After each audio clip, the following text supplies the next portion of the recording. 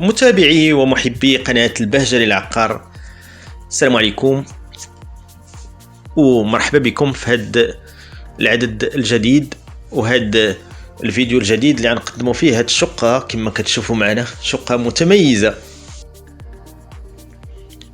إذا كانت هذه أول مرة كتكتشفوا معنا قناة البهجة المتخصصة في العقار، فما تبخلوش عنا وككل مرة الضغط على زر الإعجاب لهذا الفيديو، وكذلك إن كنتم غير مشتركين بالضغط على الزر الأحمر زر الاشتراك للاشتراك في قناتنا باش توصلوا كل مرة بكل ما هو جديد وحصري. إذن الشقة موضوع اليوم كما كتشوفوا معنا هي ذات هذه الإطلالة الرائعة على واحد المزيج ما بين الطبيعة والبحر. كذلك متواجدة هذه الشقة هذه في الشارع الرئيسي المؤدي إلى شاطئ مهدية، وبالضبط في حي الحدادة. هاد الشقة هذه متواجدة بالطابق الرابع، وكتكون كما كتشوفوا معنا من هذا الصالون الفسيح تبارك الله المزخرف، جوج الغرف ومطبخ. متميزة هاد الشقة هذه لأنها متواجدة في واحد لا ريزيدونس تبارك الله سيكوريزي افيك واحد جاردان في الوسط ديال هاد الإقامة. و أكثر ما يميز هاد الشقة هو هاد الإطلالة الرائعة تبارك الله على الطبيعة. ما كاينش الفيزافي مشمشة مزيان لأنها عندها الإطلالة من 3 نوافذ أو 4 نوافذ من الغرفتين من المطبخ وكذلك من هاد الصالون. المساحة ديال هاد الشقة هي 74 متر كاري،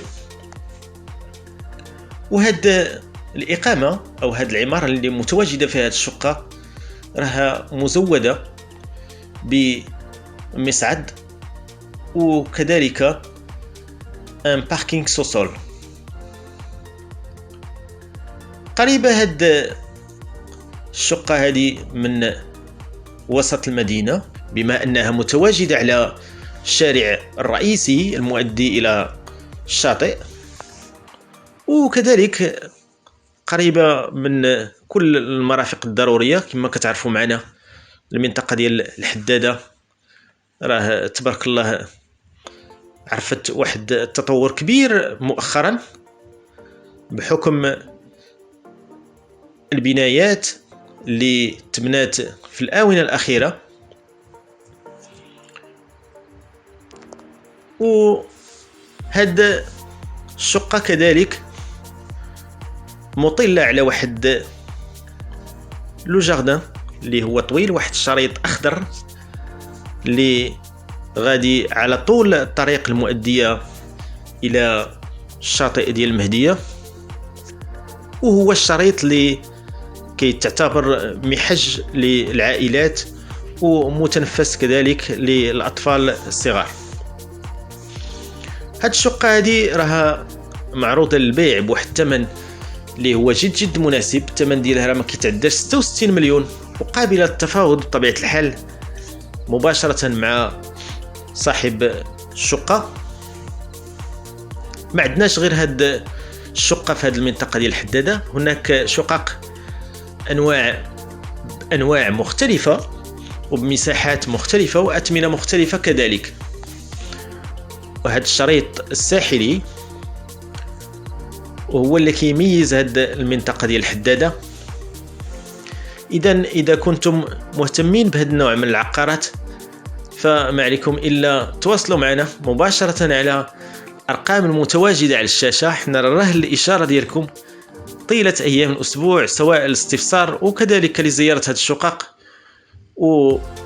وكذلك لزيارة هذه الشقة ولما لا شقق أخرى في نفس المنطقة أو في أحياء مختلفة. وكذلك إذا كان عندكم شي عقار كيف ما كان البيع حنا راه الإشارة ديالكم.